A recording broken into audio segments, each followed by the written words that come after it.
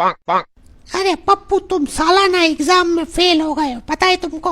Oh no! अरे madam, मुझे time नहीं मिला पढ़ने का। हैं? वो कैसे?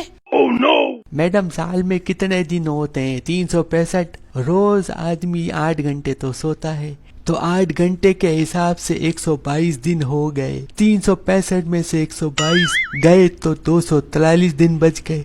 अब गर्मी की छुट्टियां 61 दिन की होती हैं, बचे 128 दिन। अब 52 संडे आते हैं, 130 दिन बचे। ईद, बकरा ईद, 14 अगस्त, इकबाल डे और सारे डेज की छुट्टियां 40 दिन बनते हैं। 130 में से 40 गए तो 90 बचे। कॉलेज, स्कूल, फेस्टिवल 15 दिन के होता है, 75 दिन बचे। खाने पीने नहाने 3 घंटे के हिसाब से 46 दिन बनते हैं। 75 में से 46 गए तो 29 दिन बचे। रोज 1 घंटे दोस्तों के साथ, उसका हुआ 15 दिन। 29 में से 15 गए, बचे 14 दिन। 10 दिन तो हम लोग बीमार रहते हैं, 4 दिन बचे। 3 दिन तो टीवी देखने में आ जाते हैं, अब बचा 1 दिन। 1 दिन तो साल में बर्थडे भी आता है। आदमी बर्थडे के दिन पढ़ाई करेगा क्या?